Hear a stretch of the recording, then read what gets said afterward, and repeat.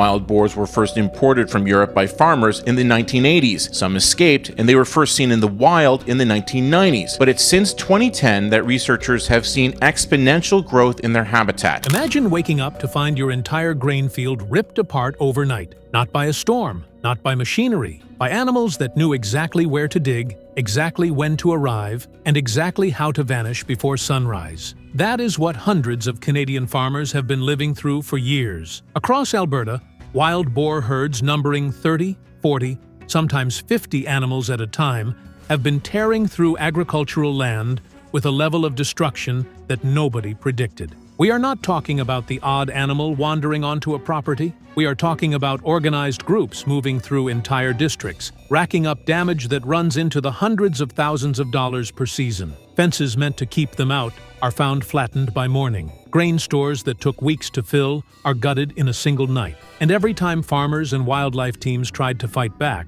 something strange happened. The boars got smarter. Traps that worked once never worked again. Hunting operations that should have scattered them only pushed them deeper into the shadows. Deterrents that were supposed to keep them away became landmarks the animals simply walked around. For years, it looked like nothing could stop them. Then researchers discovered a pattern hidden inside the chaos, a behavioral secret buried in the way these animals think, move, and communicate. What they did with that discovery turned the entire war around. This is the story of how Canadian farmers and scientists cracked the code on one of the most intelligent invasive species on the planet. And the method they came up with is unlike anything you have seen before. The scope of destruction. To understand why this situation demanded such a radical solution, you first need to see what the boars were actually doing to the land. Across multiple districts in Alberta, damage reports painted a picture that went far beyond typical wildlife nuisance. Individual districts logged annual losses exceeding $800,000. That figure covered everything from shredded grain bags and collapsed silage storage to undermined field edges and broken drainage infrastructure. But the financial number only told part of the story. Trail cameras set up along farms, commercial properties, and drainage corridors captured footage of herds moving through these areas with a regularity that stunned observers. These were not random visits. Groups of 20 to 50 animals appeared at the same locations, at the same hours, night after night. The consistency of it pointed to something deliberate. The boars were running routes. The physical damage backed this up. In fields where herds returned repeatedly, rooting marks stretched across the ground in long, trench-like scars. Irrigation lines buried more than a meter below the surface were exposed after the soil above them was churned away. Some of those lines snapped when the dirt holding them in place lost all structural support. Fiber optic cables that had been safely packed under layers of compacted fill were dragged partially to the surface in areas where the same herds came back multiple nights running. Road infrastructure took hits as well. Assessment teams found stretches where the ground beneath asphalt shoulders had been loosened by rooting, causing the road surface to sag and culverts to shift off their anchors. In some places, the subsurface damage was invisible until a vehicle passed over the weakened section and the shoulder gave way. Then there were the collisions. Officers responding to nighttime accident reports described encountering entire sounders crossing roads as a single compressed mass. Drivers who swerved around the first few animals often collided with the ones immediately behind them because the herds moved in tight waves rather than spread out lines. The speed and density of these crossings made avoidance nearly impossible after dark. Residents on the outskirts of towns reported something even more unsettling. They could hear boars entering stormwater ditches at dusk. Hours later, the animals would surface on the far side of their neighborhoods, having used the underground drainage network as a covered highway. The boars were not just visiting human spaces. They were threading themselves into the infrastructure, turning roads, ditches, and drainage systems into extensions of their own territory. This was not a pest problem anymore. It was an occupation. And before anyone could design a real counter-strategy, they had to understand how things got this bad in the first place. How Alberta became a boar paradise. The roots of the crisis stretch back to the late 1980s. That is when the first confirmed escapes happened. European wild boar hybrids, originally imported into Canada for commercial meat production, broke free from operations where the fencing was either too weak or poorly maintained. Many of those early escapes were never officially reported. The animals slipped into the countryside and began breeding without anyone keeping count. By the time monitoring programs caught up, established family groups were already scattered across Alberta's rural landscape. And that landscape, as it turned out, was practically designed to support them. Alberta's agricultural infrastructure created a network of high-calorie food sources that no wild environment could match. Grain bags stored in open fields contained enormous concentrations of energy per square meter. Silage pits gave off powerful odor signatures, especially during freeze-thaw cycles, that could be detected from remarkable distances. Livestock operations generated waste that added another reliable food stream. Even small-town transfer stations contributed a steady trickle of edible scraps that the boars quickly learned to visit on schedule. This abundance intensified during winter. When temperatures crashed and natural forage disappeared under crusts of ice, the boars pivoted hard toward human-generated resources. Farmers documented how fast the adjustment happened. After one severe cold snap, a single farm recorded 3 separate family groups arriving within 48 hours, each one targeting a different grain store. At another property, boars returned to a silage pit so often that the surrounding ground became too soft and unstable for heavy equipment to operate on. The food supply alone would have been enough to sustain rapid population growth, but combined with Alberta's mix of dense cover, waterways, and scattered rural development, it gave the boars everything they needed to expand without meaningful resistance. By the time agencies recognized the scale of what was happening, the animals had already embedded themselves deeply into the agricultural landscape. Management tools that had worked against smaller wildlife problems began to show their limits almost immediately. Reinforced fencing failed not because the construction was poor, but because boars targeted sections where frost had shifted the ground and pulled the base away from the posts. Metal box traps captured the occasional stray, but they almost never held an entire family group. Once a single animal escaped or watched another get caught, that trap became permanently flagged as dangerous in the herd's memory. Hunting patrols sent out to push herds away from critical sites often achieved the opposite. The survivors did not leave the area. They simply rerouted into tighter, harder-to-reach corridors and stopped showing themselves during hours when humans were active. And that food advantage was only half the story. Because while the environment gave the boars a foundation, what they did with their own intelligence made the problem exponentially harder to solve. The animals that outsmarted every defense. What made Alberta's wild boar crisis truly different from ordinary wildlife conflicts was not the number of animals or the amount of damage. It was how the boars responded when humans tried to stop them. Field monitoring revealed behavior that looked less like simple animal instinct and more like systematic problem-solving. Camera footage showed boars approaching fences and pausing, not fleeing, not charging, pausing. They pressed their weight against specific points along the structure, testing where the tension was weakest. When frost heave shifted the ground and created a slight gap at the base, they found it within hours and widened it night after night until the fence gave way. One herd broke through 3 separate barriers in a single week, each time at a different weak point that they had apparently identified through repeated probing. Hunting created an even sharper reaction. After just one failed removal attempt at a site, boars shifted their feeding activity from the twilight hours deep into the middle of the night. Travel corridors that herds had used reliably for years went completely silent overnight. Bait stations that had been dependable indicators of herd movement sat untouched for weeks. None of this required the boars to have a direct confrontation with hunters. They were reading the disturbance itself and adjusting accordingly. Biologists studying movement data started identifying a consistent pattern across multiple herds. Sounders appeared to send individual animals ahead of the group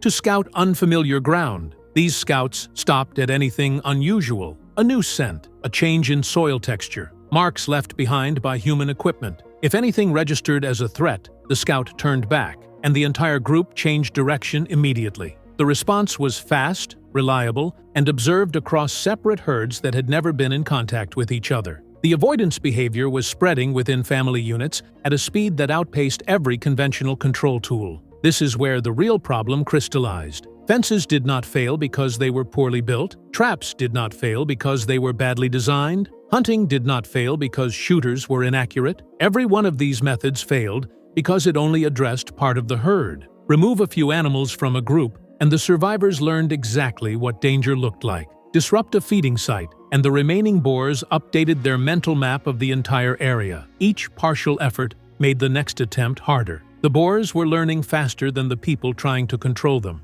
farmers and wildlife officers began noting a common theme across every failed intervention. Each time a method was deployed and fell short, the boars did not just avoid that one location or that one trap. They updated their behavior across a wider range. A sounder that escaped a trap on the east side of a property would begin avoiding the west side as well, even though nothing had happened there. The zone of suspicion expanded with every encounter. By the time one full winter cycle had passed, it was obvious that the environmental advantage, the food, the cover, the corridors, all of it, belonged entirely to the animals. And that realization is what finally forced researchers to throw out the old playbook and think about the problem in a completely different way. The breakthrough, capturing the mind of the herd. The turning point came when wildlife managers stopped thinking about individual boars and started thinking about the group as a single organism. Every piece of field data pointed to the same conclusion. Boars did not operate as independent animals that happened to be near each other. They fed together, moved together, and reacted to threats together. A single alarm call from one member could shut down an entire trapping site for months. But that same tight group behavior also contained a vulnerability. If every member of a sounder could be brought inside a controlled space before any one of them sensed danger, the alarm chain that usually protected them would never activate. The urgency of the shift was driven by reports from Canadian farmers that small traps and uncoordinated night hunts were actively making things worse. In district after district, boars stopped approaching bait the moment they detected unfamiliar metal or ground disturbance near a feeding area. Wildlife teams documented cases where a single failed trap or a single missed shot caused an entire sounder to abandon its usual routes and relocate more than a kilometer away. The old methods were not just ineffective, they were training the enemy. This led to the development of full-scale corral traps engineered specifically around boar social behavior. The concept was straightforward but required precision. Instead of small box traps meant to catch one or two animals, teams built large circular enclosures that could hold an entire family group. The circular design was critical. Boars instinctively search for corners when they feel confined, and a round structure eliminated that escape reflex. The size of the enclosure allowed the herd to enter, spread out, and feed comfortably without feeling boxed in. Trail cameras mounted around the perimeter fed live footage to operators who could watch from a distance. The protocol was strict. Nobody triggered the gate until cameras confirmed that every single animal in the sounder, adults, yearlings, and piglets, was inside the enclosure. Only then did the operator activate the remote-controlled drop gate, which fell instantly and locked in place. The logic behind this all-or-nothing approach was ruthlessly simple. If you remove the entire sounder in one action, there are no survivors left to teach other boars what happened. No animal escapes to carry the memory of that trap, that smell, or that location back into the wider population.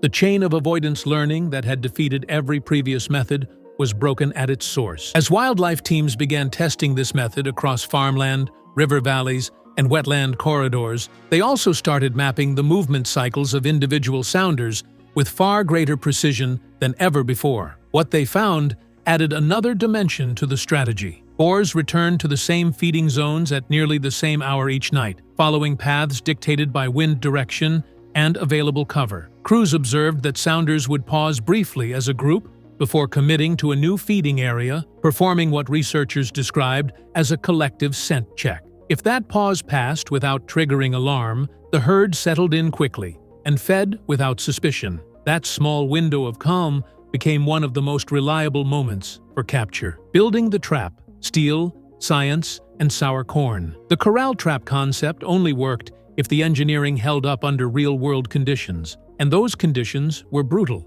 The circular frame was built from steel T-posts driven deep into compacted ground to prevent adult boars from bending or toppling the structure. Panels made of welded mesh or heavy-gauge netting were chosen for their combination of strength and flexibility. A rigid wall might crack under a direct charge, but flexible panels absorbed the impact and bounced back. The interior diameter was wide enough that animals could move freely and feed without triggering confinement stress, which would have caused premature panic and blown the entire operation. Panel height was standardized at 5 feet after field crews discovered that anything shorter could be cleared by a panicked adult. Ground contact at the base was kept tight and reinforced to prevent boars from rooting underneath. The drop gate itself was the most critical component. It had to fall fast enough that no animal could slip through during the closing window, and it had to lock immediately on contact. Teams tested gate mechanisms in freezing rain, heavy snow, and thick brush to make sure they performed reliably regardless of weather. A slow gate or a misaligned latch did not just mean a missed capture, it meant the entire sounder would become permanently trap-shy, and months of monitoring would be wasted. But even a perfectly built trap was useless if the boars refused to walk into it. And by this stage of the crisis, many herds had learned to avoid standard corn bait entirely. Officers documented cases where boars approached familiar corn piles, sniffed once, and backed away without eating a single kernel. The association between that scent and past danger was already locked in. The solution came from an unexpected direction. Wildlife teams began experimenting with fermented bait mixtures. The recipe that proved most effective combined corn, water, gelatin powder, and yeast, left to sit and ferment for several days. As the yeast consumed the sugars in the corn, the mixture produced a strong sour-sweet odor and a visible bubbling action that pushed scent molecules into the surrounding air far more effectively than dry grain ever could. The results were immediate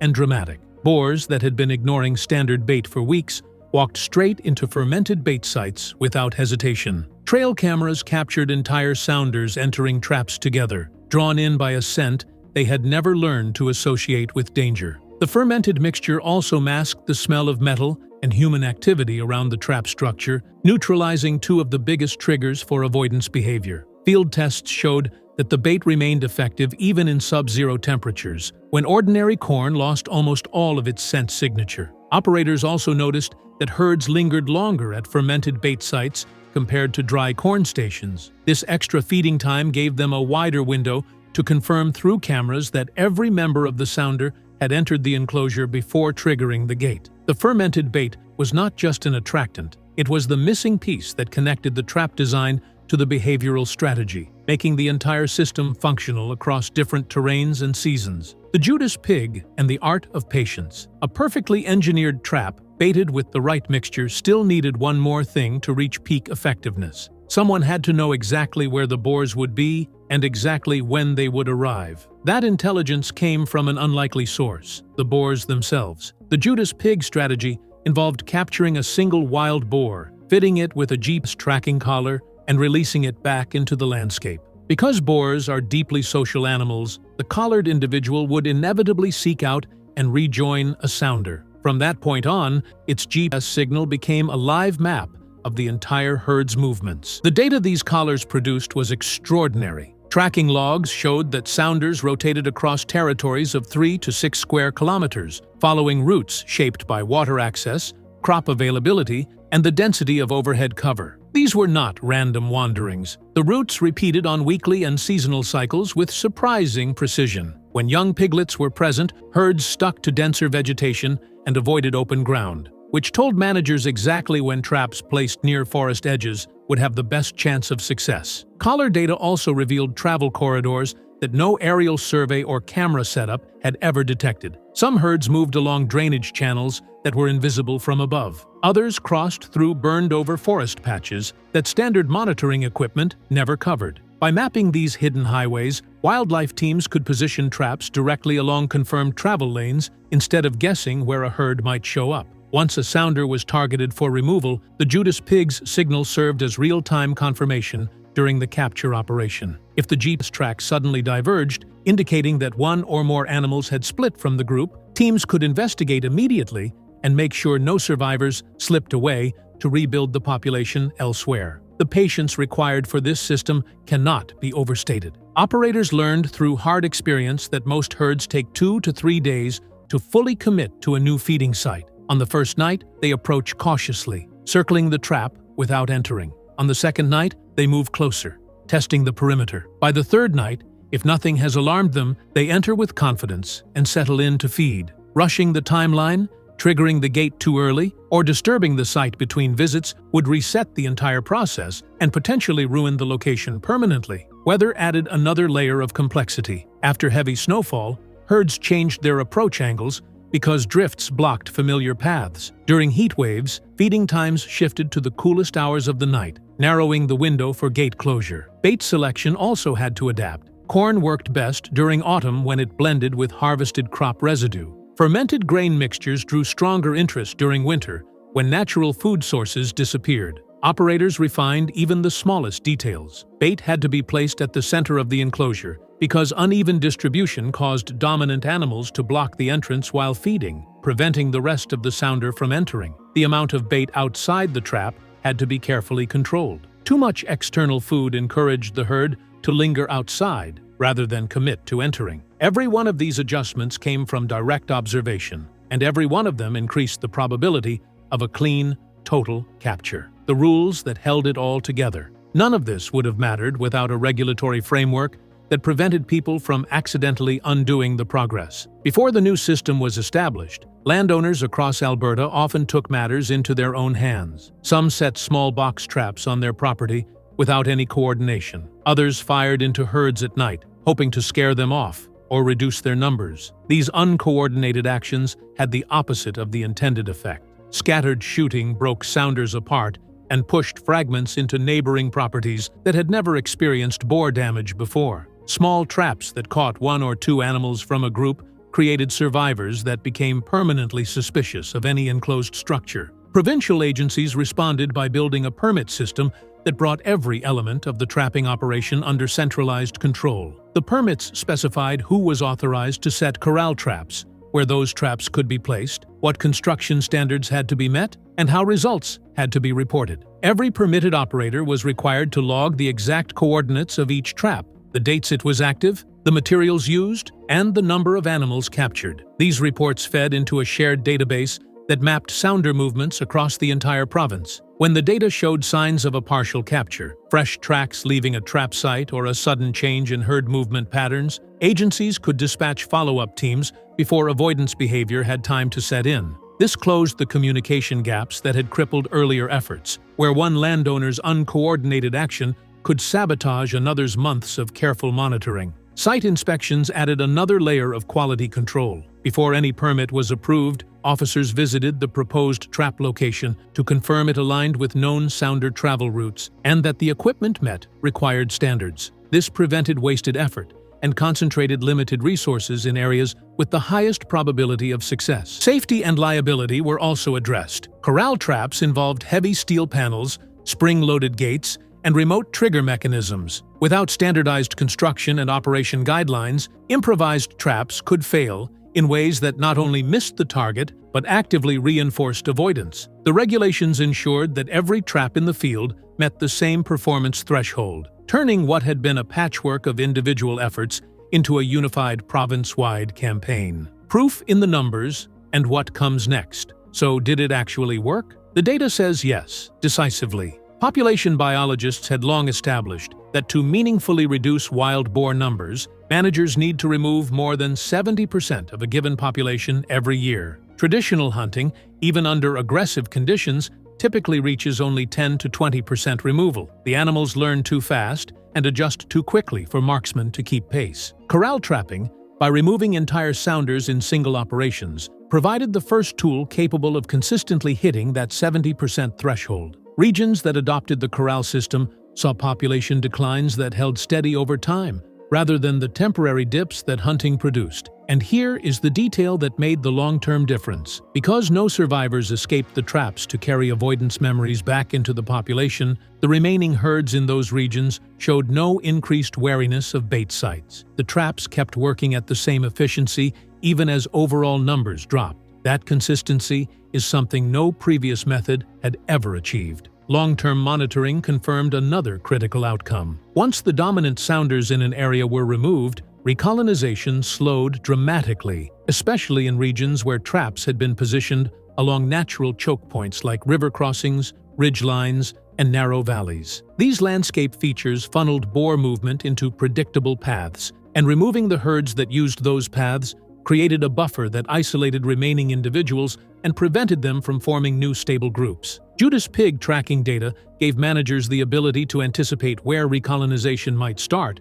before it actually happened. Movement logs collected over multiple seasons showed that boars tend to return to the same bedding areas, wallowing sites, and feeding zones year after year, even after major removals. Knowing these anchor points allowed teams to pre-position traps in locations with historical use, catching new arrivals before they could establish a foothold. In wetter regions, collar data revealed how herds used frozen marshes as winter travel corridors, giving wildlife teams access to groups that would have been completely unreachable during warmer months. The behavior-based system also reshaped how provinces planned their long-term management strategy. Instead of spreading resources thin across the entire landscape, managers concentrated their effort along crop boundaries, near water access points, and in corridors that connected multiple herds. Judas pig data confirmed whether those zones were correctly positioned and provided immediate feedback when herds shifted territory or when new groups appeared at the edges of controlled areas. What started as a local farming crisis in Alberta